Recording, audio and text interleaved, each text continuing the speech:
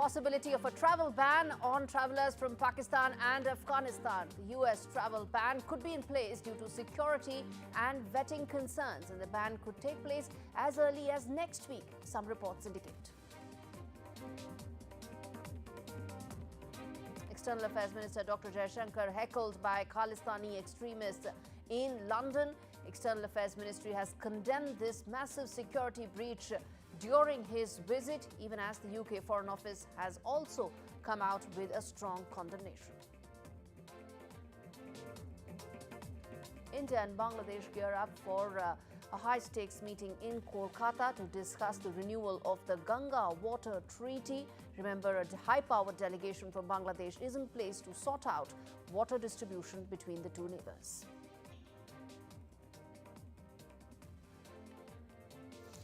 Zelensky and EU leaders arrive for a summit on the future of Ukraine and what could be the kind of defense negotiations between the two sides.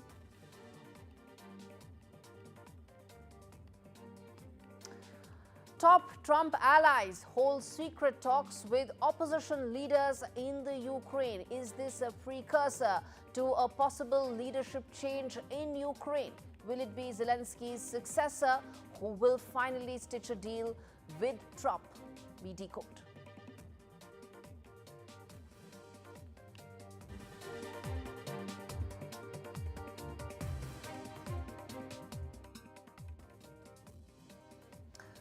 All right, condemnation has come in place from the UK Foreign Office as well. This is in regard to the security breach that took place in London, where External Affairs Minister Dr. Jaishankar was heckled by Khalistani extremists. He was leaving the Chatham House after an important discussion. Remember, it's a key think tank in London where Dr. Jaishankar was speaking, and the video circulating on social media that you can see on your screens as well, viewers, shows a man holding the Indian tricolour rushing towards Dr. Jaishankar's car as a group of protesters waved pro-Khalistani flags as well as slogans. Security personnel did intervene, blocked the man, removed him from the scene, but could it have been done earlier? That's the question.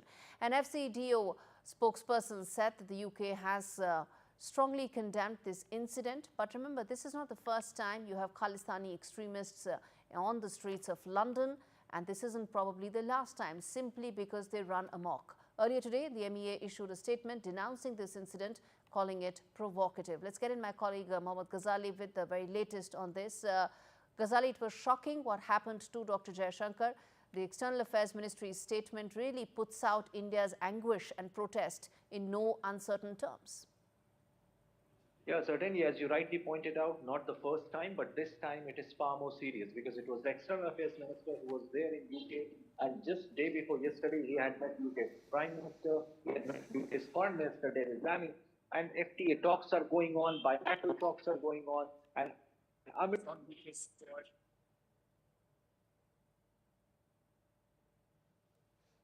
I'm afraid we've missed that line, that connection with Ghazali, but viewers tuning in right now, what you see on your screens are some of those visuals that happened earlier about that Khalistani protests that took place in London.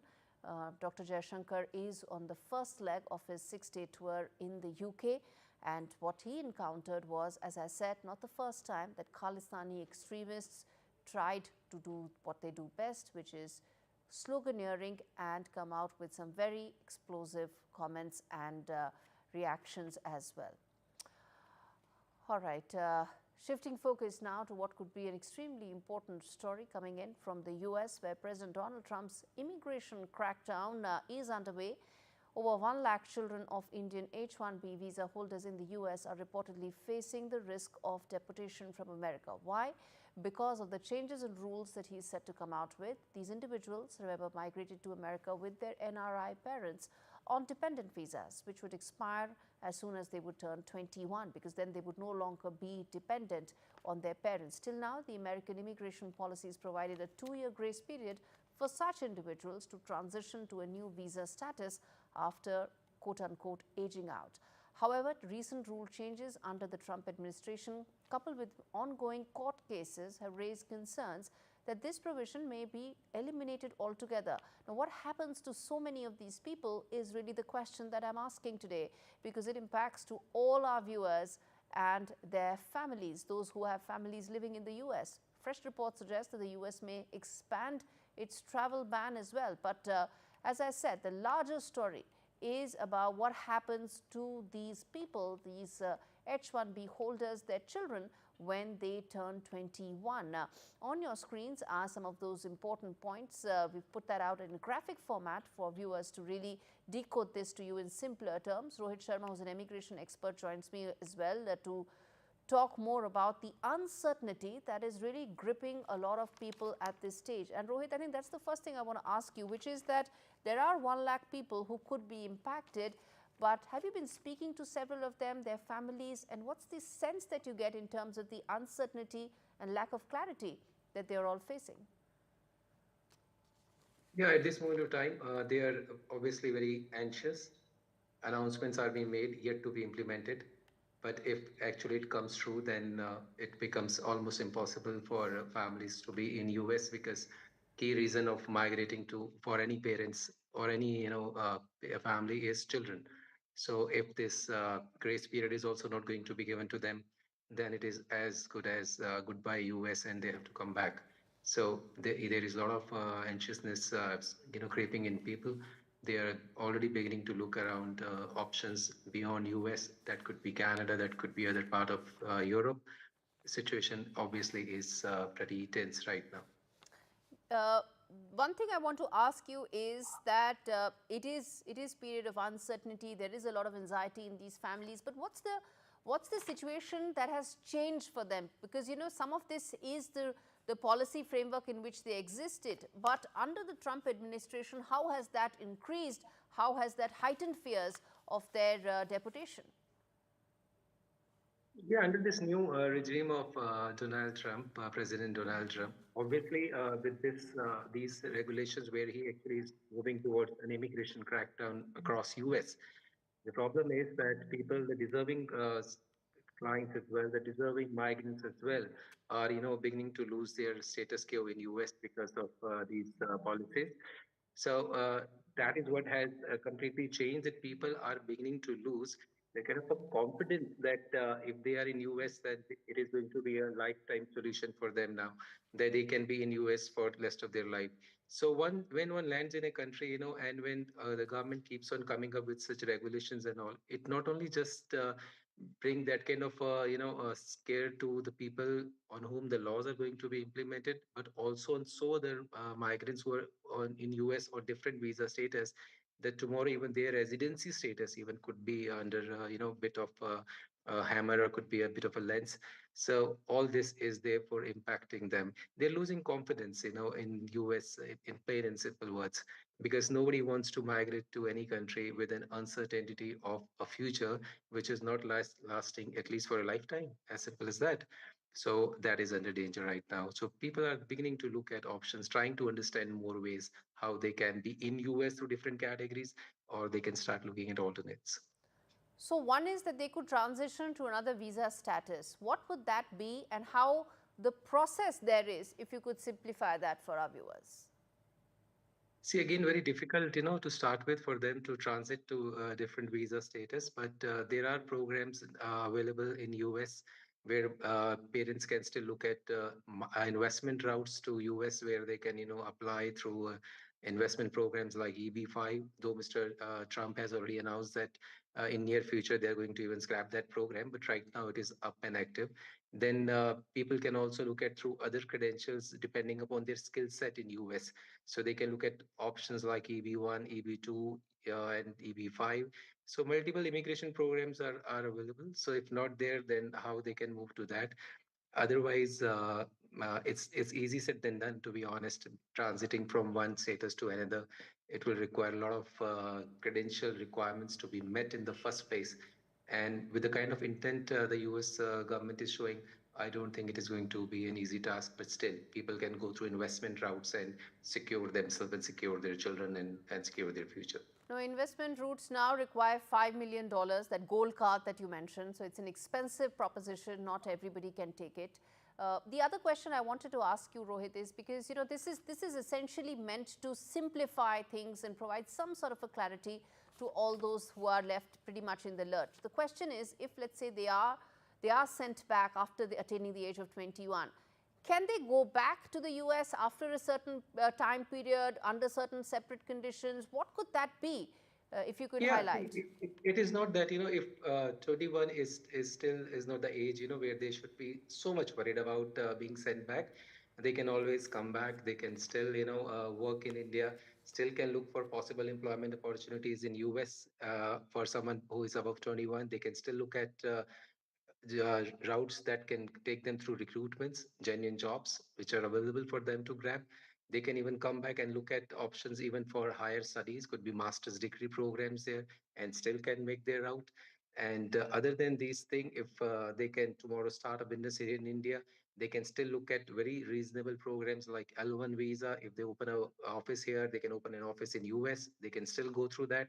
And even on this gold card that you mentioned, it is still to be implemented. The EB5 $500,000 investment is still up and running. People can still apply and still get through. All right, So it's not that all pertains here.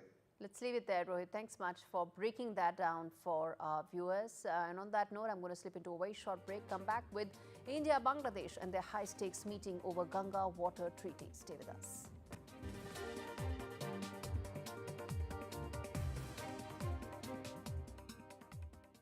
Ever since she was a little girl, Hope loved to braid.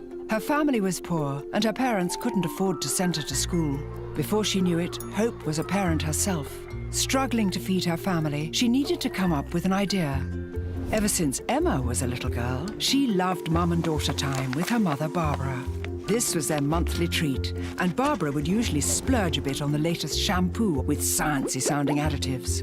But that day, Emma had a much better idea. Barbara agreed lending £15 to Hope certainly would be a worthwhile investment. Soon enough, Hope had established herself. With profits from her business, Hope could afford to feed her children and even send them to school. In fact, the salon did so well that before long, Barbara got her investment back. So she could withdraw her £15, perhaps get some plumping serum, or she could lend it to Jose, whose business plan also looked pretty good. Visit lendwithcare.org today and change someone's life with a loan. Sitting quietly while your car is made all shiny.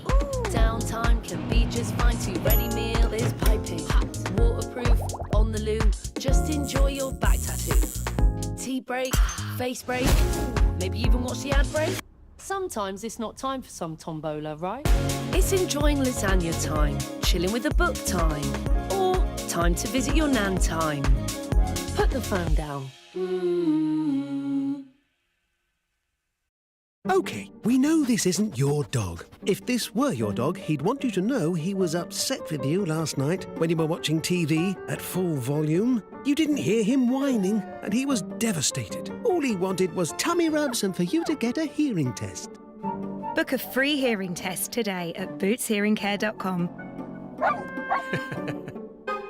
And now get up to £399 off the latest technology. Boots, with you for life. This is an important message for people living with diabetes from people living with diabetes. When I was experiencing the symptoms of diabetes, I didn't know what was going on. You go on the internet and it's full of horror stories. I didn't understand about carbs, I didn't understand about blood glucose levels. That's why the support I get as a Diabetes UK member is so important. You can become a Diabetes UK member for just £3 a month. When you do, you'll receive a practical guide specific to your type of diabetes and a copy of Balance magazine 4 times a year. Plus, you'll help support research that could lead to better treatments for all types of diabetes. As members, we're all working it out together. Call 0800 144 5410 or go online to become a Diabetes UK member for just £3 a month. Join us now because membership can help you learn to live better with diabetes.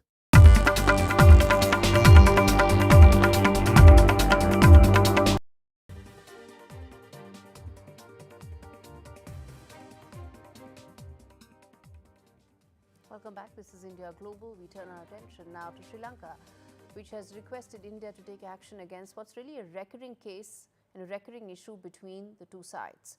That is the issue of fishermen illegally entering what they say illegally entering Sri Lankan waters. The appeal comes from Minister of Transport, Highways, Ports and Civil Aviation, Bimal Ratha Nayaka, who stressed that curbing illegal fishing would be deeply appreciated by communities in northern Sri Lanka, where fishing is a vital livelihood. Again, this is Sri Lanka's version of what is a very regular, normal issue that continues between India and Sri Lanka.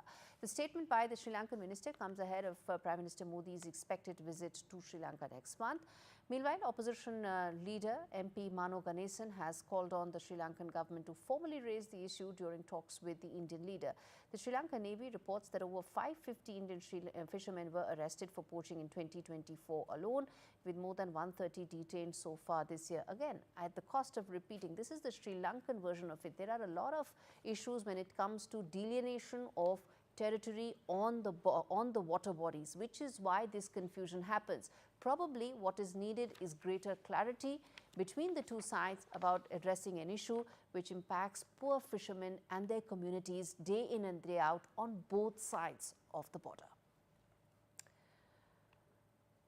All right, turning our attention now to Bangladesh, where India and Bangladesh are gearing up for a high-stakes meeting in Kolkata to discuss the renewal of the Ganga Water Treaty, which is set to expire in 2026, with worsening water shortages affecting agriculture and livelihoods in Bangladesh's southwestern districts. Dhaka is pushing for a greater share of the dry season water flow. The talks come amidst strained bilateral ties following the ouster of Prime Minister Sheikh Hasina last year. Tensions have also been fueled by unresolved issues, including the long-standing Teesta water sharing dispute. The meeting follows a joint survey that took place by officials and experts from both sides, who recently conducted an on-site assessment of water flow at the Farakka barrage in Bengal. For more, let's of course get in Saurabh Gupta live from Kolkata to give us a sense of the importance of this meeting and also bring us up to speed, Saurabh, with what all that has happened so far. Well, you know, the team from Bangladesh has visited Farakka barrage, where of course they've done an on-site inspection, which is necessary for them also to be engaging in negotiations and discussions. Now, one of the things that stood out as far as the Ganga Water Treaty is concerned, that it was signed in 1996 for a period of 30 years. It's due for renewal in 2026. It was signed by the then Prime Ministers H.D. Devegowda and Prime Minister Sheikh Hasina of Bangladesh. It of course demarcates how much water which country gets, and the basic, sort of breakup of the water sharing agreement as per the current Ganga Water Treaty is that, the Farakka barrage, which of course channels water into the Hooghly River system, which is critical for the navigability of the Kolkata port. As per this treaty, the treaty gives 35,000 cusecs to Bangladesh if the flow is between 70,000 to 75,000 cusecs. The treaty allows India to take up to 40,000 cusecs if the flow is above 75,000 cusecs. And the treaty says if the flow falls below 70,000 cusecs, then the water is to be shared equally. Now, obviously, like you mentioned, Bangladesh wants a more share of water, but West Bengal Chief Minister Mamata Banerjee has already expressed her dissatisfaction with the Ganga Water Treaty, saying that, the Kolkata port is suffering. Also saying that, Bengal largely hasn't been included in the discussions, she said earlier when she wrote to the Prime Minister, though we are given to understand that officials from Bengal have also been part of the meetings that have been held. But eventually this will be signed between the two countries. But West Bengal remains an important sort of player in all of this, given the fact that the fate of the Teesta Water Treaty, that's also not been materialized. So obviously the Ganga Water Treaty is going to be an extremely important episode in the current, atmosphere of ties between India and Bangladesh. And if it can be renegotiated and re-signed, it will really be a fillip to what is being seen as a bad period in India-Bangladesh ties. But this is also a very emotive issue, Saurabh, isn't it? Because when you talk about water sharing agreement, you're talking about livelihoods, you're talking about communities on both sides being impacted and hardened positions. Because I was speaking to several people and they said that negotiations at a time like this also has far-reaching political implications given what's happening in Bangladesh.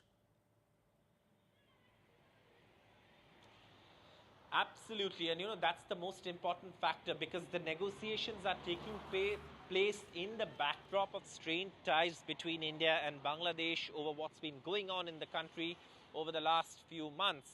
And therefore, this is an extremely, extremely crucial time.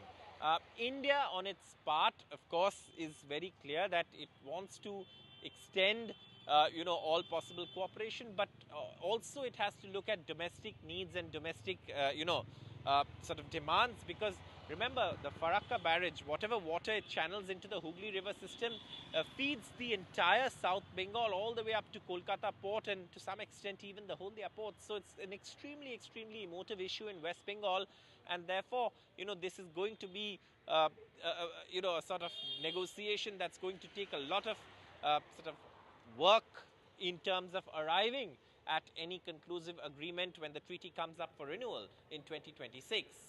As always, thanks much, Saurav, for joining us on the broadcast. Let's shift focus now to Pakistan, where an explosion has rocked a market in Pakistan's Balochistan region, and it has had, it has left at least 5 people dead so far and several others injured. As per the latest reports coming in, the blast was caused by an IED, an improvised explosive device which is attached to a motorbike parked in the Narbazar area of Kuzdar. The explosion occurred near a college, damaging several vehicles, while one of the injured remains in critical condition. Balochistan Chief Minister Mir Sarfaraz Bukti has strongly condemned the attack and has directed authorities to ensure the best possible medical care for the injured. He's also vowed to eliminate terrorism in all forms, asserting that those responsible will be brought to justice and that hostile elements will not succeed in their attempts to disrupt peace. In a rare legal victory for Hong Kong's pro-democracy movement, the city's top court ruled in favor of 3 activists who had been jailed for refusing to provide information to authorities. 3 members of the now defunct Hong Kong Alliance had organized annual vigils commemorating the 1989 Tiananmen Square massacre. They were sentenced to 4.5 months in prison in 2023 for failing to disclose details about the group's members and finances to National Security Police. However, Hong Kong's Court of Final Appeals overturned their convictions, ruling that the government prosecutors had withheld key facts and deprived the activists of a fair trial, leading to a miscarriage of justice. Just how many times do you really hear those phrases coming in from a Chinese court? Which is why this decision marks a rare judicial win for the pro-democracy camp, which has faced increasing pressure under sweeping national security laws, leading to the arrest of exile of a dozen-odd activists.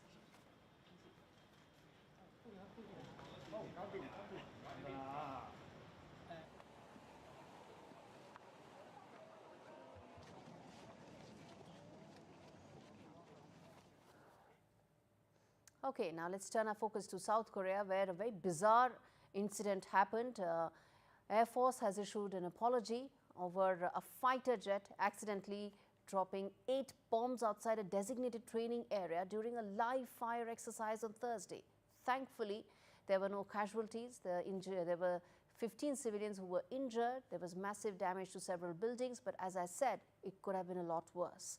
According to military officials, 2 F-16 jets mistakenly released 8 225-kilogram Mk-82 bombs after a pilot entered incorrect coordinates. It still happens. We talk about AI, but human intervention and human mistakes can cause the kind of damage that we are talking about. Authorities have announced a suspension of live fire drills until the cause of the accident is fully understood. They confirmed that the incident will not affect large-scale joint military exercises between the US and South Korea that are set to begin in the next couple of days. Residents in the area, though, have long voiced concerns over safety risks and disturbances due to the training operations that take place nearby. All right, a quick break and we come back with more news on the other side. Stay with us.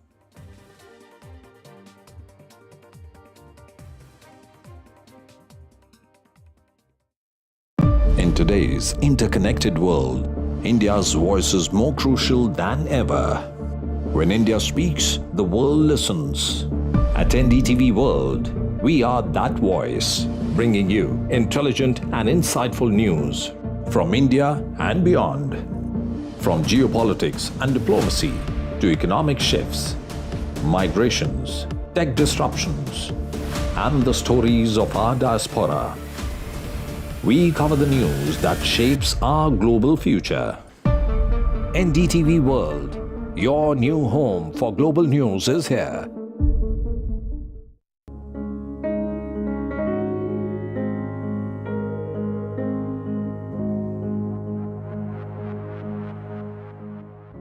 Another huge theme in the book, of course, is friendships, various friendships. But let's start out early. Your closest friend was Kent. And you associated with him, you got on very well with him, you found him to be similar with, in many ways with you. You went on long cruises with him. And then you lost him. And you write, I had retreated into myself, watching a slideshow in my mind's eye, taking through images of recent days, grasping for evidence that what I had heard wasn't true. He died tragically. Could you tell us a little bit about the loss you felt? Yeah, my childhood really only had this one traumatic event in it. I'd had grandparents die, but at a pretty old age, and I'd never even contemplated the idea that somebody close to me, not to mention my very best friend, would just be killed. He had signed up for this mountain climbing class that both he and I and his parents thought was a little unusual because that wasn't what he was good at, but he was, once he decided to do something, put huge energy into it. And it was just so shocking. The headmaster called me up, made sure my parents were with me.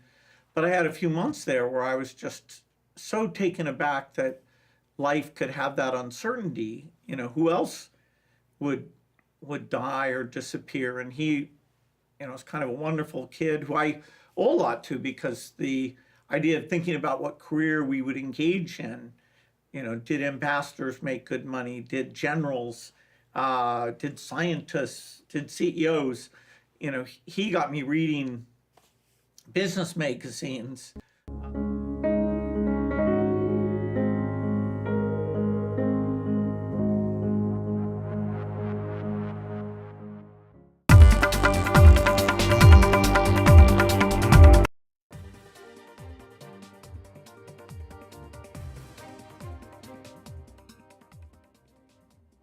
This is India Global. I'm Gauri Dwivedi. We turn our attention to what is probably one of the biggest stories breaking today, which is the External Affairs Ministry's strong, sharp condemnation to a security breach that took place in London, where External Affairs Minister Dr. Jaishankar was heckled by Khalistani extremists while leaving Chatham House. A video on your screens right now, viewers, has been circulating on social media showing a man holding the Indian tricolour. He rushed towards Dr. Jaishankar's car as a group of protesters waved pro-Khalistani flags, shouted slogans. Security personnel did intervene, blocked the man, removed him from the scene. But could it have been done earlier? Could it have been done swifter?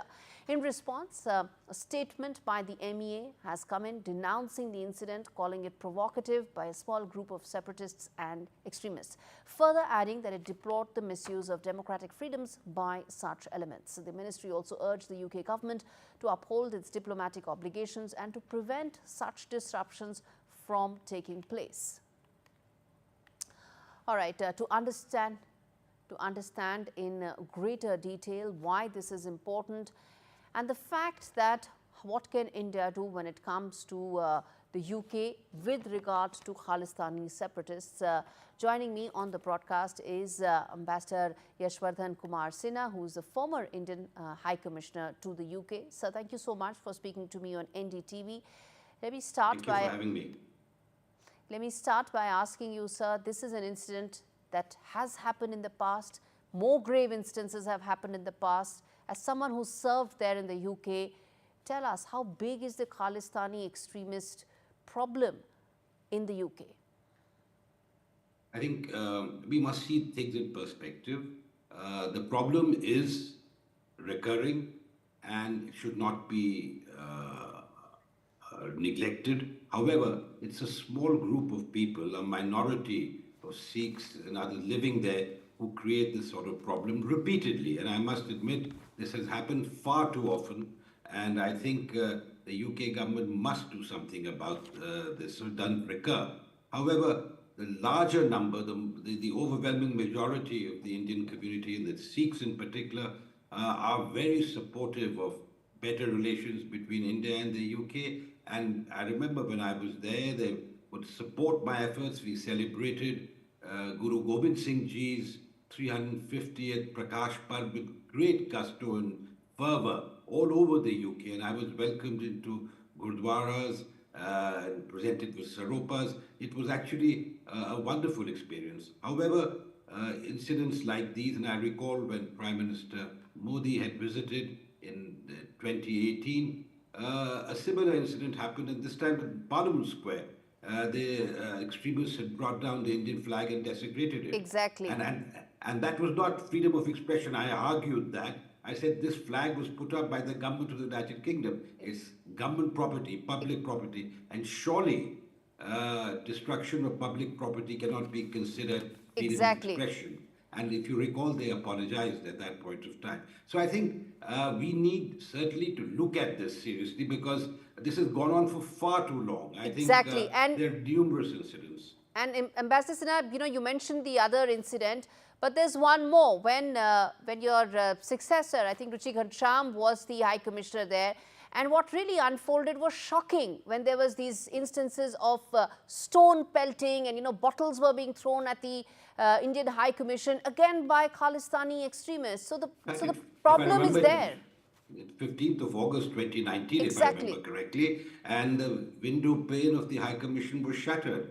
So this is, in fact, this was an extremely serious incident because it's the host government's responsibility to provide security, and it's very much there in the Vienna Convention. Both India and the UK are signatories to the Vienna Convention on Diplomatic Relations. So I think it's something that we must look at very seriously, both the governments. We have such good relations at the highest levels and people to people, and I'm sure if the two governments work together, we can try and resolve this problem, because I think for far too long, I think the West, and in particular some of these Five Eye countries, have been talking about freedom of expression, but that should not be licensed to indulge in violence.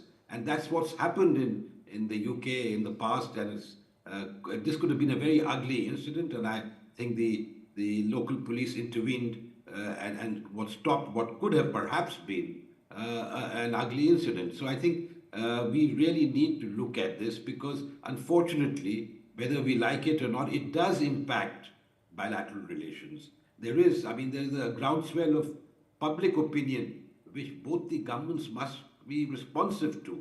So I think we really need to work together to see how we can stamp out such acts of extremism. Absolutely. And the fact is, it does sour relations, even if, as you pointed out, at the highest level, there is complete agreement in terms of the future potential prospect of the bilateral relationship, but it does impact at the ground level. In your assessment, sir, what more can the UK do, and what should be its top 1 or 2 priorities to ensure such stray instances do not happen again? You see, as far as the UK is concerned, and in India too, we allow, of course, we have different yardsticks.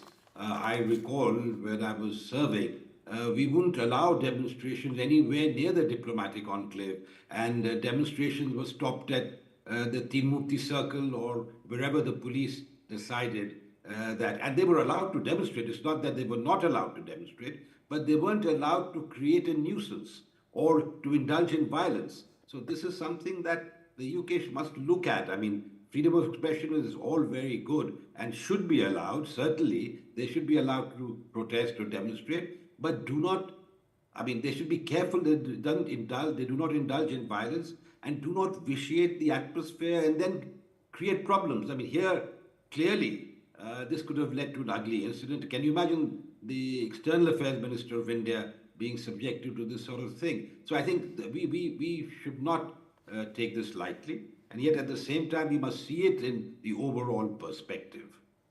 All right, Ambassador Sinha, I'll leave it there. Thank you so much for taking out the time and speaking to me on India Global on a story. Thank you for having me. Absolutely. And bottom line, dear viewers, on this issue is, well, freedom of expression does not give anybody the license, authority to indulge in vandalism or violence. For far too long, Khalistani terrorists, Khalistani separatists have been engaging in acts of violence against India, against Indian authorities and Indian ministers on various geographies, whether it's the UK, whether it's Canada, or whether it's even the US. There has to be a clear-cut message that should come out to the Khalistani terrorists that this cannot continue, this has to stop.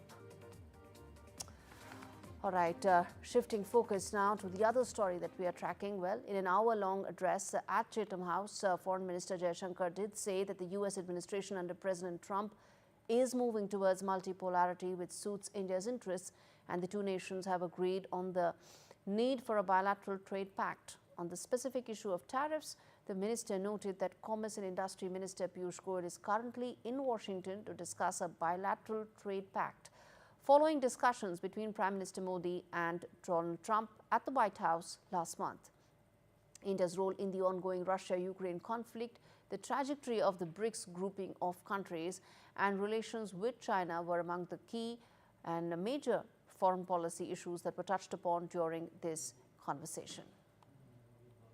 I don't think there's any policy on our part to replace the dollar.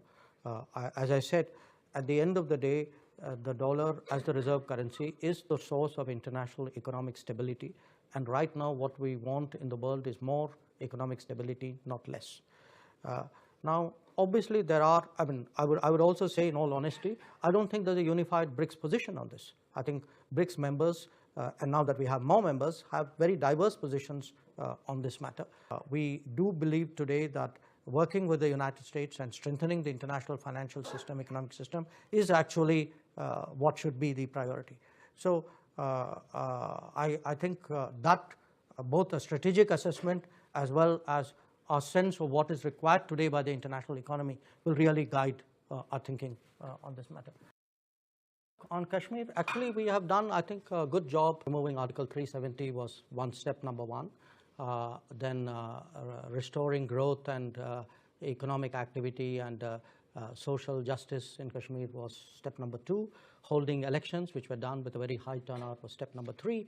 I think the part we are waiting for is the return of the stolen part of Kashmir, which is on the under illegal Pakistani occupation. When that's done, I assure you, Kashmir solved. Okay, that's a very strong, straight, direct comment coming in as far as Kashmir and Pakistan is concerned.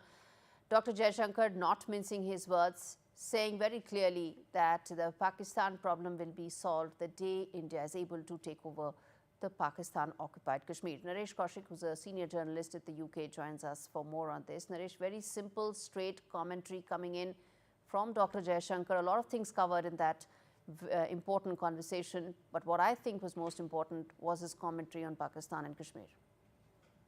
Yes, absolutely. This has been a long-held position of India that the Pakistan-held Kashmir, which is in some circles as called as Indian Pakistan-administered Kashmir or Pakistan-controlled Kashmir.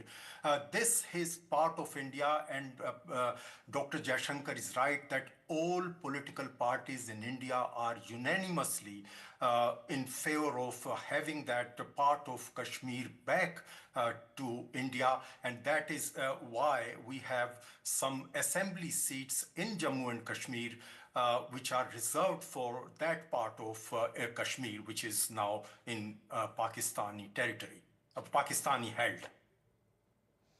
Yes, indeed. And, the other important bit, Mr. Kaushik, was his very clear commentary with regard to Ukraine, with regard to the conflict and the role India has played so far in it. Yes, absolutely. I mean, Mr. Modi has been in touch with the Ukrainian leader as well as the Russian leader, Vladimir Putin. And India and Russia share very long-standing, warm relations going back decades. And in the last 3 years since the Russian invasion of Ukraine, India has been in touch with the Ukrainian leadership as well, and Mr. Modi has met Zelensky a few times. But what has changed now is the international dynamics. Since Mr. Trump, President Trump has come back to White House, he has his America First policy in which he wants to improve relations with Russia. And he wants to end this war with Russia's war with Ukraine. And he has been very, very forcefully saying this. And he sees Zelensky as a kind of obstacle in it, because Zelensky has been asking for security guarantees from United States, which Mr. Trump is not prepared to give, simply because he thinks this will lead the conflict go on and on. And that is why he wants to put more and more pressure on Ukraine. I mean, if you see in the last couple of days, United States has suspended its military support. It has also suspended the intelligence support, intelligence sharing. So Ukraine is under a lot of pressure to have a deal. The problem is, not just Ukraine, but the European partners of US, or the partners until now, since the Second World War, they feel alienated and they feel threatened by Russia. But what is happening is they are now trying to give guarantee, but problem is they can't really provide any proper warrant guarantee to Ukraine without the security umbrella of the United States. So that is why I think Trump's policy is a kind of pressure tactics. He doesn't want to completely cut off relations with Europe or Ukraine. He just wants to put more and more pressure. And obviously, he thinks this is in America's interest, that America has improved relations with Russia, because mainly America now sees China as the main threat. And for that to have China wean away from Putin, it's very important that United States improve relations with Russia. And that is why India has a role to play in it, because India is very close to Russia, and also India's Prime Minister Mr. Modi has close relations with Trump as well. So India can play a role, but at the same time, China is a threat to India as well. So India is also seeing this from its own interest.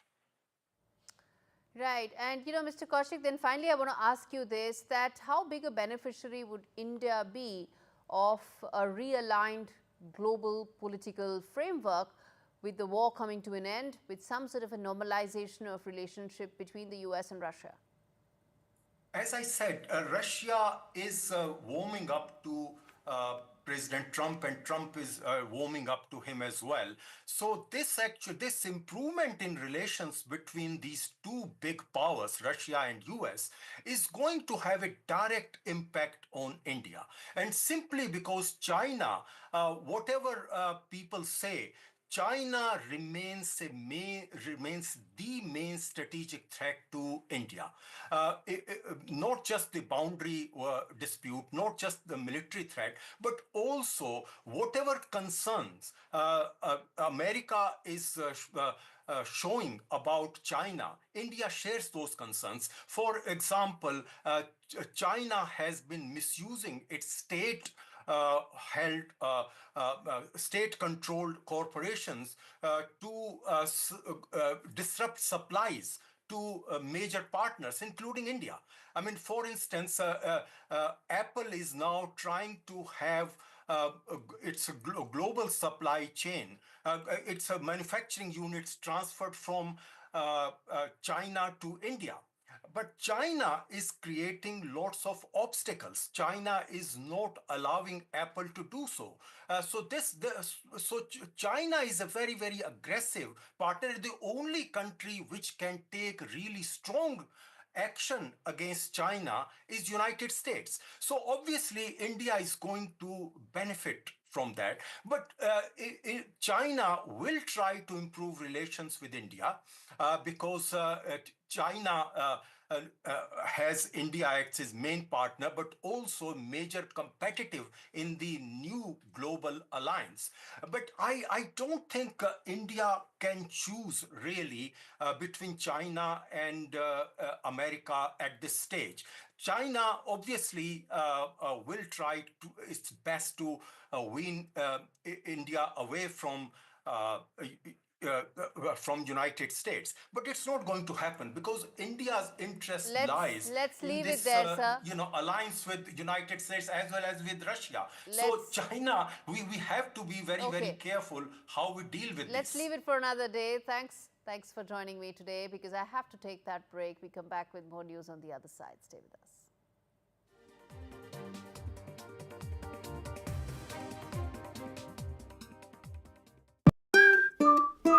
What are you so happy about? I've just made a claim. We could be owed thousands. My claim group? Yeah, the cars we bought on finance, well, the lenders could have charged hidden commissions. It's dead simple to claim. Hey, I had 2 cars before we met. Go to My Claim Group. You could be owed thousands in hidden commissions from cars you bought on finance since 2007, even if you can't remember the details. Done. Simple, eh? Go to My Claim Group now. Claims made simple. We know that water is a sacred gift. It gives life, gives health and purifies. That's why it's shocking that so many families don't have the basics that we take for granted, like clean water and soap. This means they're much more likely to get deadly diseases like diarrhea and cholera. And it's often their kids that suffer the most. Today, over 800 children will die from dirty water, no proper toilet, or just because they can't wash their hands. This Ramadan, please donate your zakat and sadaqah to provide the gift of clean water. To donate, please search Water Aid Zakat. Your donation can help buy pipes and taps for clean water, bricks and cement for washing stations, and of course, soap. This Ramadan, please donate your zakat and sadaqah to give the gift of clean water to those families that need it most.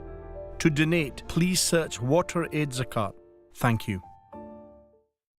With retirement round the corner, I want to spend more time with my family, which reminds me. Welcome to British Seniors, the UK's #1 rated provider of over 50s life insurance. We're proud to offer our seniors lifetime guarantee. With 100% of claims having been paid, we guarantee your premiums will never go up and that you'll speak to one of our specialists in the UK. Plus, when you sign up, you'll receive a £135 gift card. Be proud to protect your loved ones with British Seniors. To get a free quote today, call our UK team or visit britishseniors.co.uk.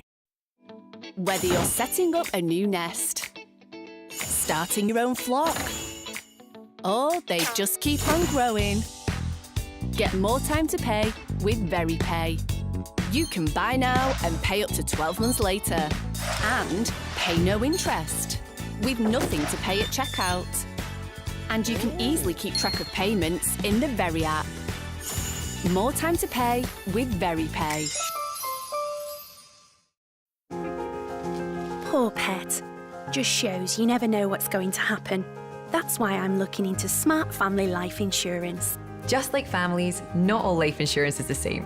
That's why we offer the Smart Family Guarantee. We guarantee a straightforward application process, award-winning service you can trust, and cover from day one. Plus, you get your choice of £125 gift card. To get a free quote today, call our specialist UK team or visit smartinsurance.co.uk.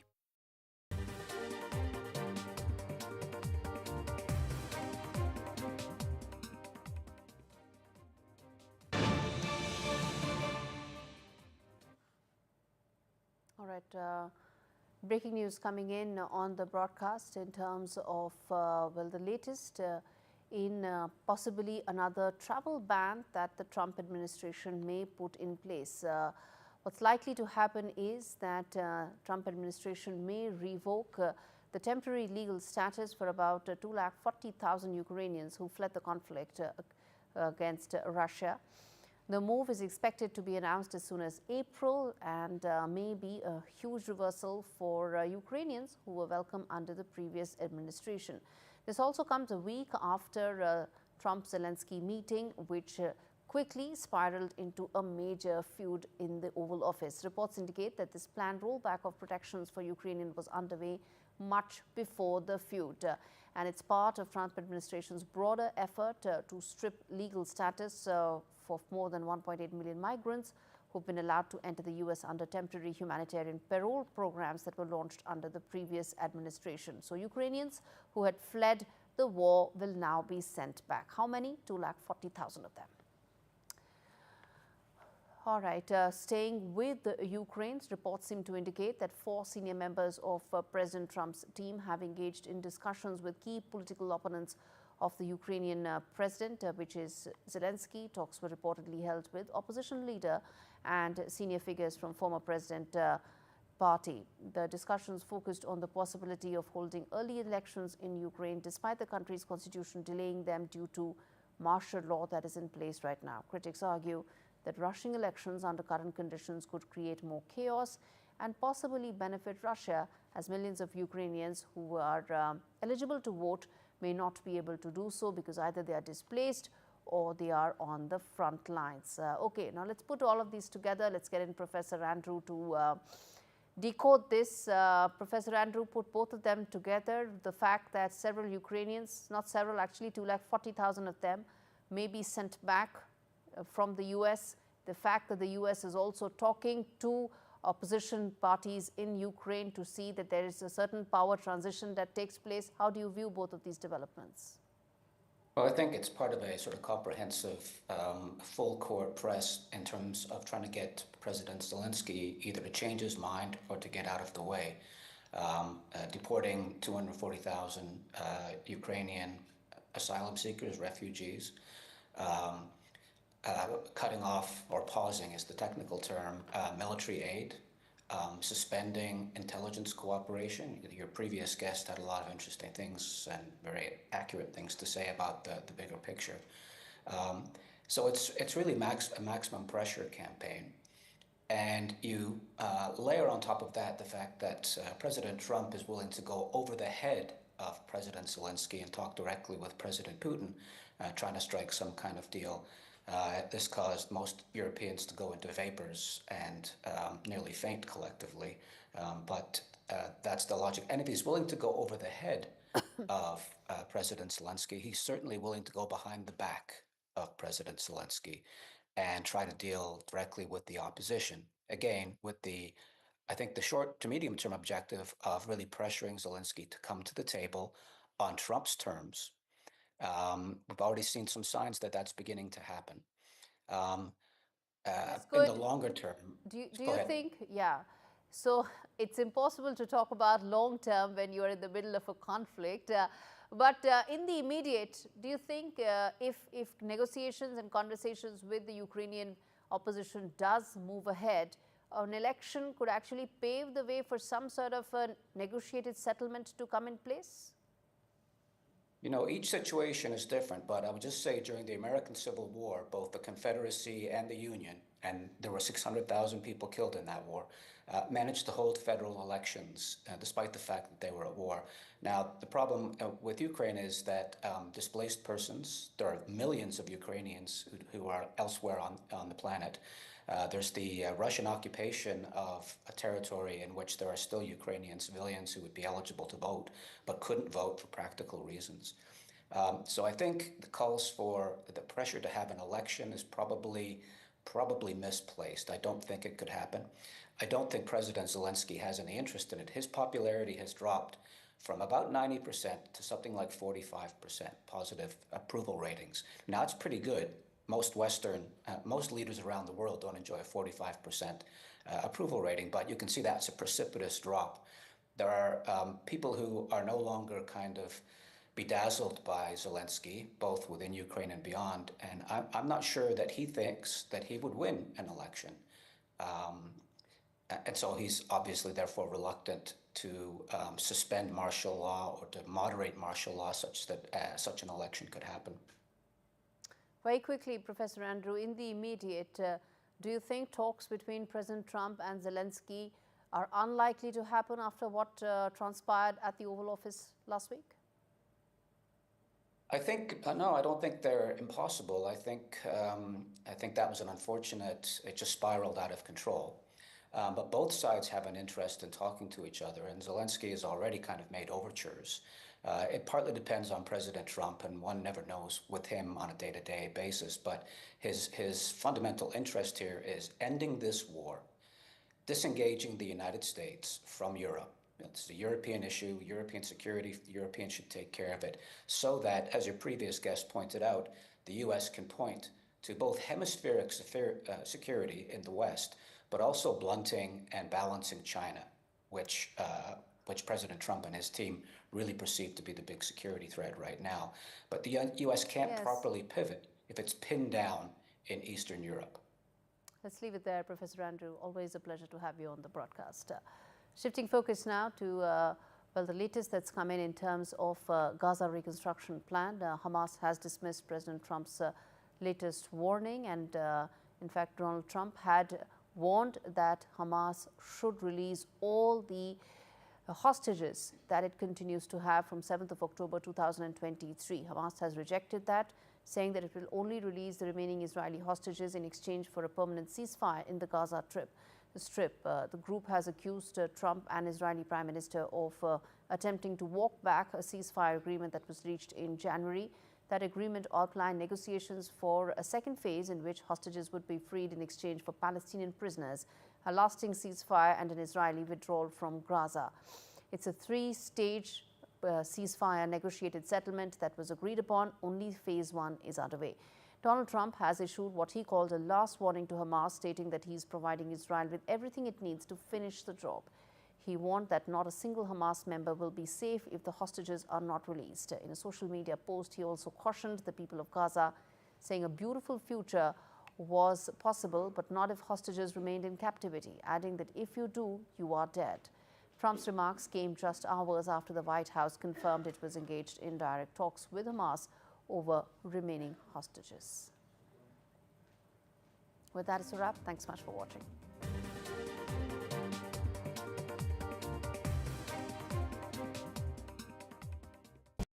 I want to break free. God knows I want to break free. Leave work at work.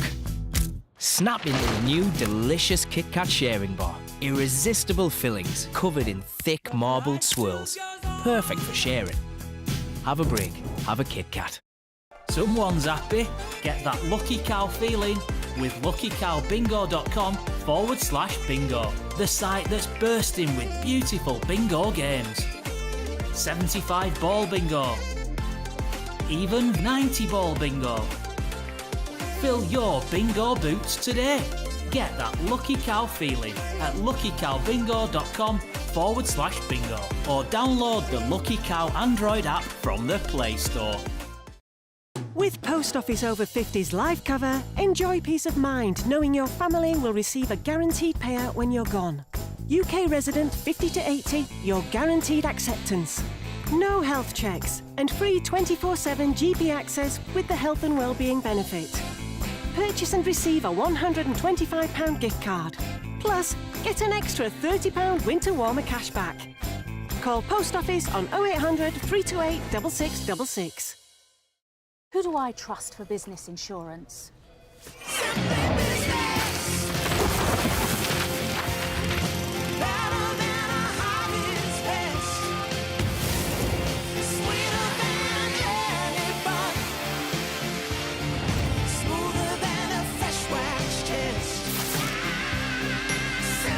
If you need business insurance, join nearly 1 million customers who trust Quidco gives you cashback every time you shop on over 5,000 brands. It always pays to Quidco. Sign up and start saving today. Visit quidco.com. When someone you love is facing a terminal illness, there's only one chance to make sure final days aren't filled with pain and anxiety. One chance to say goodbye. And one chance for you to help give the best possible end-of-life care. Every 5 minutes, someone dies without the care they need. But this Great Daffodil Appeal is your chance to change that. We need your help to give urgent care. Care that protects someone's dignity, eases their loneliness, and gives them the best possible end of life, no matter the illness. Please support the Great Daffodil Appeal today. To give £23 to help fund an hour of care, just call 0800 144 5565. Text NURSE to 70548 or search Marie Curie Daffodil today. 63 arrested, majorly from northeast. Fraudsters ran fake call center in high-tech city. RSS leader Bhayaji Joshi stirs a controversy after he says knowing Marathi, not must to live in Mumbai.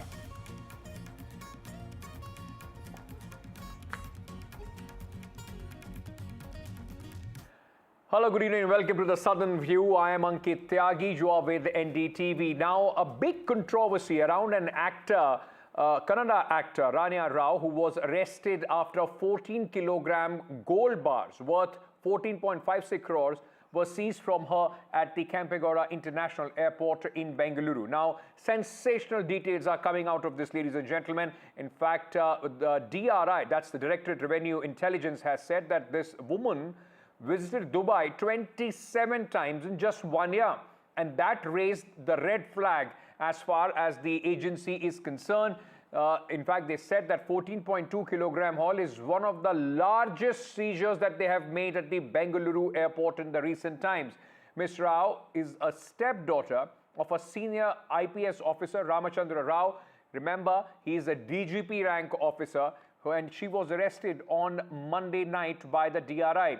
The agency, which operates under the Ministry of Finance, has been monitoring her movements due to her frequent trips to Dubai. The customs sought 4-day custody of the 33-year-old actor during the hearing of her bail petition. Objecting to this, her lawyer said Rania Rao was sent to judicial custody as DRI had no further questions to ask. Now, when she has moved a bail petition, the Custom Department needs her custody. The lawyer, in fact, was trying to say that this is just an insurance custody, which is they are taking, at this moment. The court has reserved the custody order for tomorrow. But this, ladies and gentlemen, raises some very big questions. Number one, was this, is it a syndicate that this woman was involved in? 27 trips. This is not the first time possibly that she has got gold from Dubai. Apart from that, did she use her father's influence of being a senior IPS officer to try, in fact, and go through a sail through the customs and the various security checks at the airport? Remember, she has worked opposite actor Sudeep, the superstar Sudeep, in a movie in 2014, has featured in some other movies as well. And is there now some sort of connivance of the airport officials, certain police officials, as far as this entire syndicate is concerned? And more importantly, somebody coming from such an accomplished family, a successful actor herself, why would someone like this fall for the trap of the gold smugglers? That's a big question at this moment. We are being joined by Mr. Sanjay Sahai, former ADGP, Karnataka. We are also being joined by Anant Kuchukudi, senior journalist, who is joining us from Kerala. Also, in fact, being joined by Sanjana Galrani, Indian film actress, joining us from Bengaluru at this moment. Thank you so much to all of you for joining us. Let me, Sanjana, out of curiosity, let me ask you this. It's a very glamorous, high-profile life that you are leading. What would compel an actor coming from an accomplished family to, in fact, get herself embroiled in a controversy like this? Firstly, she's not a successful actor. I don't mean to demean her because she's in this racket, but I didn't even know her name before this particular racket. And in 2014, she was like a one film beauty. She came in one film and she's gone, and nobody knows where she's gone. And after that, in 2025, we see her in this particular news. Even in 2014, we just knew there's some new actress. You know, new actresses have to do 4-5 films for them to actually be identified, recognized, to be known by their name. So she didn't have that identification. And there's no justification, no sympathy for this particular kind of a racket. This is clearly out of human greed. This should be condemned. She has not only stolen, she's not only done the gold smuggling, trying to steal it into the country, but she has also misused the airport protocol. So there's a corrupt system which happens in the airport, in the protocol, where actually the protocol is for the politicians, for the dignitaries like MLAs, MPs, and the MLAs and MPs, they or any of the successful politicians, national, and what happens is they tip the protocol people $500, $1,000, $2,000, and the protocol people escort the particular VVIP. So what happens with these hyper intelligent people like this who don't have any VIP status, but they want to flaunt a VIP status? What she has done here is she's landed and then she's kept her protocol ready, saying, okay, I'm such and such a person's daughter, and you better escort me from inside to all the way outside with minimum checkpoints.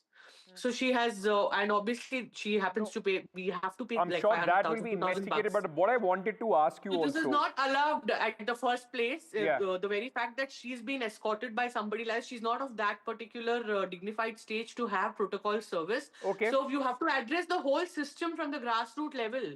You know, just for I'm sure those 2,000 things bucks need they to be do it. looked in. But what 2,000 viewers bucks are they also do it, hold on, Ankit. Sanjana, hold on. But imagine the Hold on, kind Sanjana. of gold that's getting smuggled in. Yeah, sure. I mean, what viewers would also be interested in to get some insights as far as the glamorous world is concerned. Is it apart from the greed, just to try and keep up the facade of being, a certain kind of lifestyle that people associate with actor and actress? This is not the first actor who may or may not be as successful to be embroiled in this kind of controversy, whether it's a drugs or any kind of controversy. Also, there have been many who have been named or at least been caught in this. Do you think that this is the pressure to keep up with that kind of lifestyle that throws people into these kind of activities? What's the question for me? Yes. What's the question for me? Yes, Sanjana. Yeah. So there's no pressure. Everybody wants to have a good life. The only thing is that when it is an actor or actress who's involved, it comes up to national channel and the media trials happen. When a normal person does it, there's an article for a day, there's an article for 2 days, and it dies down. But when there's even 2,000 kilos of drugs is caught, it doesn't come on national channel because that happens every second day with layman people. But the second identified name is there, then you put a pin on it and then it's all over the news. It goes viral. It becomes the viral news of the country, of the world, etc., etc. But whosoever it is, such activity should be completely condemned, and it is uncalled for. And this is not something that we can take inspiration from. Absolutely condemn this. Okay, Mr. Sahai, let me ask you this, sir. Now, because she's her father, stepfather, let me clarify, is a senior ranking serving police official, DGP rank police official. Does he also come under some sort of scrutiny? Though he has released a statement, said that there is nothing that he has to do with this woman. She got married 6 months back, has not been in any contact with the family. Is it the status that has been exploited of her father as far as this entire nexus is concerned? Investigations don't run on statements. Investigations don't run on positions. Investigations run on whatever clue is there and in manner which that investigation needs to happen. The clue to this particular investigation or this actor getting caught by the DRA is primarily because of her travel pattern. Traveling any number of times, I think 4 times in 10 days and 10 times in 3 months and 30 times in 1 year. That will raise suspicion under any circumstance. And that is from where this whole thing started. We will start from where the whole thing has started, at least geographically. I think most of us would have transited out of Dubai airport, and you would have realized how difficult it is to go through the metal detector of Dubai airport. Leave aside all other AI-enabled and other technical resources, which is available at Dubai airport. It is next to impossible for you, even with a belt, to cross the DFMD. How she has crossed with 14.8 kgs of gold on her, I think God only can answer. It will be a very detailed investigation, and this investigation certainly has equally or more important Dubai component to this whole exercise. Every single travel, why it has happened, what is the purpose, who funded, and the gold trail from where it is procured till the time where it is dispensed. I think the seizure which happened in her house has 2.07 crores worth of designer jewelry. Right. She is not bringing designer jewelry, she is getting either ingots or biscuits and things of that nature. As to how it transformed into designer jewelry and what is this whole supply chain of a well-oiled syndicate.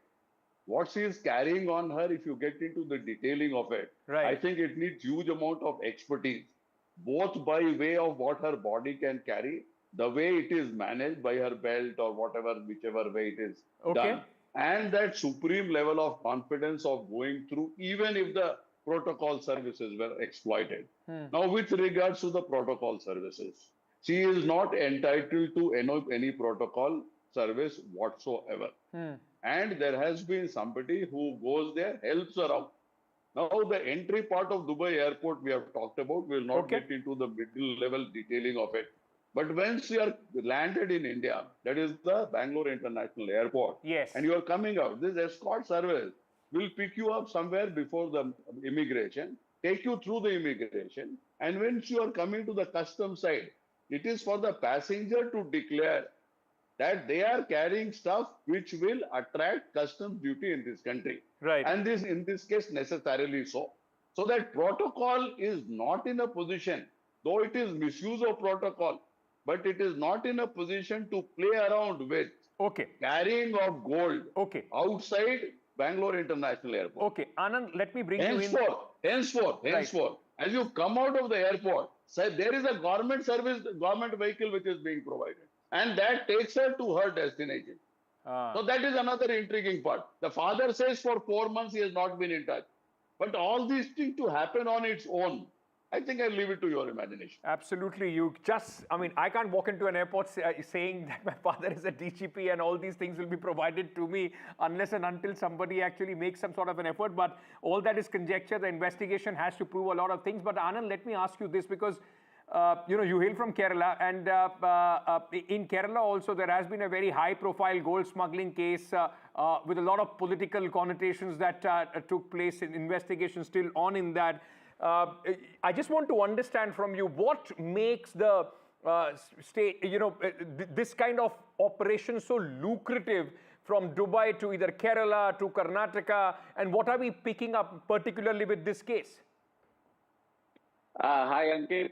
Thank you for having me. I'd say that it's practically the customs duty and the duty that the government of India employs on gold that makes it very lucrative. So even if a person brings on a very little quantity from abroad and manages to evade the customs and manages to bring that gold into the country, the person can still make a decent amount of money. It can pay for the travel, it can pay for a vacation, and a lot of people, I think, they do that. In Kerala, it's especially through the Calicut airport.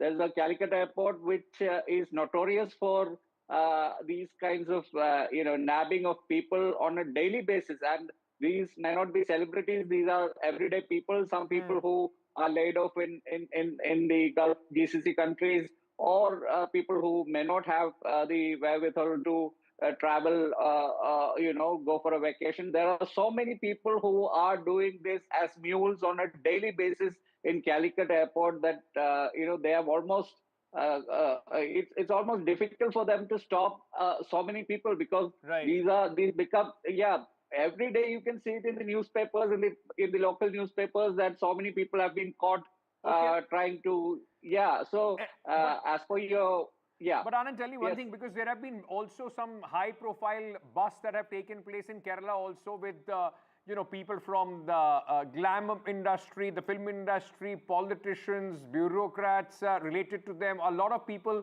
being caught. attracts this kind of class to these crimes? Well, I can't put a finger on it. Maybe, in the case of this Rania Rao, as Sanjana said, she may not be so successful as an actress, and there are so many people in the film world and also high-profile people who make, one successful film and they continue to stay relevant in the showbiz in some way or the other. Yes. In the high-profile case in Kerala, the Swapna case, which involved the office of the chief minister, Yes. that was an altogether different case. It was, a complete syndicate of sorts where Okay. they exploited the Green Channel. And it's in this case also, I suspect that there's a huge syndicate behind this because it's impossible Absolutely. to happen. As Mr. Sahai was also saying, a lot has been left to imagination, but the fact remains that it's not an easy operation to carry out without a lot of patronage. Sanjana, I want you to come in at this moment. If somebody is watching you and if they are trying to get a break as far as the industry is concerned, a lot of people do try a lot of what would you like to say to them? Because these sometimes also become very easy routes to try and earn quick bucks, isn't it? I was seeing the sections on Google, what happens if you are caught in gold smuggling, small or big quantity. So you're convicted anywhere from 5 years to 20 years. This girl has some guts really to do something like this. Like for us, like after seeing all this, even if you buy a thin chain which we're wearing and coming, we're like, are we smuggling it in? Oh my God, are we going to be caught? Oh my God, what is going to happen to us? We've not even killed a rat, so we don't have that particular guts to go all out and do something like this. And at the cost of your life, I don't think this girl will get a bail very easily. Even if she gets a bail, I don't think this case is something which will get quashed because this will definitely call for conviction. And the whole irony of this case is I'm feeling very bad being from the Kannada film industry that everybody is saying this Kannada film actress, this Kannada film actress.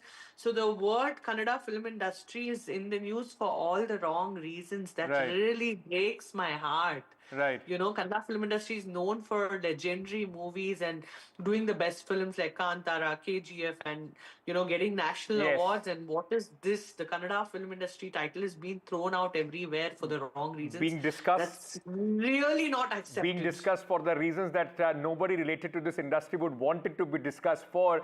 Mr. Sahai, Absolutely. let me give you the last word on this. Like you said, it seems to be a very sophisticated operation, sir.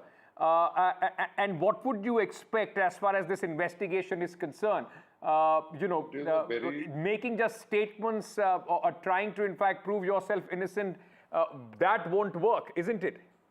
So let's get over what is happening in the media and what is happening in